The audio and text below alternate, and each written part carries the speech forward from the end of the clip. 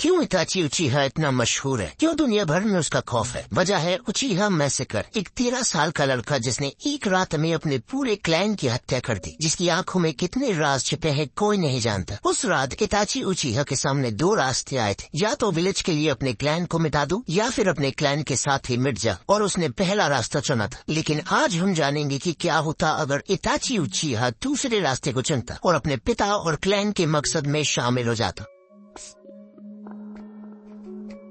Hitachi के इस एक फैसले से कोनोहा के सबसे भयानक सपने की शुरुआत होती। उस वक्त एक और इंसान था जिसकी इताची में काफी ज्यादा दिलचस्पी थी, और वो था एक मास्क्ड मैन जो अपनी पहचान मादरा उचीहा बता रहा था, और जो ऑलरेडी एक बार विलेज को तबाह करने में फेल हो चुका था। उसका मकसद था इताची को अकर्स्की में शामिल करना, फिर भले ही उसके लिए उचीहास को मानना पड़े या कोनोहा के लीडर्स को। हिताची ने इस बार भी अपने मिशन को पूरा करने में उसकी मदद दी, पर इस बार इताची का मिशन था कोनोहा के हायर अप्स को एलिमिनेट करके एक नया शासन लाना, जिसमें होकागे बनेंगे उसके पिता फुगाकू उचीहा। इताची ने पहले ही फुगाकू को डांजो और एल्डर्स के प्लान के बारे में बता दिया था, और सारे उचीहा तख्ता पलट करने के लिए तैयार बैठे थे। वहीं डांजो को लगा कि इताची ने उसके दिए हुए मिशन को एक्सेप्ट कर लिया है, पर जब इताची उसके पास रिपोर्ट करने दोबारा पहुंचा तब उसने डांजो से कहा कि उसका मिशन पूरा हो चुका है, जिसे सुनकर डांजो हैरान था। ये सुनते ही डांजो का एक फाउंडेशन मेंबर घायल हालत में दौड़ते हुए आया, और उसने डांजो से कहा कि एक मास्क्ड मैन ने सारे फाउंडेशन मेंबर्स को मार दिया। ये कहते ही दूर से एक कोनाई आकर उसके भेजे को पार कर देता है, और परछाइयों से वो मास्क्ड मैन डांजो के सामने आता है। शातिर डांजो समझ जाता है कि इताची और मादरा के सामने उसके जीतने की कोई उम्मीद नहीं, और वो तुरंत वहाँ से भागने की कोशिश करता है, पर मादरा की टेलीपोर्टेशन से अनजान डांजो उससे भाग नहीं पाता और मादरा के हाथों मारा जाता है। मादरा सारे आंडू ब्लैक ऑप्स और डांजो को मारकर इताची से किया हुआ अपना वादा पूरा करता है, और वहाँ से जाने से पहले इताची से कहता है कि वो उसका इंतजार करे। आंडू ब्लैक ऑप्स के मारे जाने की खबर हिरुज़ेन तक पहुंचती है, जिसे सुनकर वो जंग के लिए तैयार हो रहा होता है, और तभी एक बड़े धमाके के साथ विलेज में नाइन टेल फॉक्स का अटैक होता है, और हिरुज़ेन फिर से नाइन टेल्स को देखकर हैरान हो जाता है। कोनोहा के सारे शिनोबीज नाइन टेल्स को रोकने में जब जाते हैं, हिरुज़ेन उनकी मदद करने जाने ही वाला होता है, तभी उसे कमरे में पीछे से फुगाकू की आवाज आती है, आपका वक्त पूरा हुआ लॉर्ड फोर्स।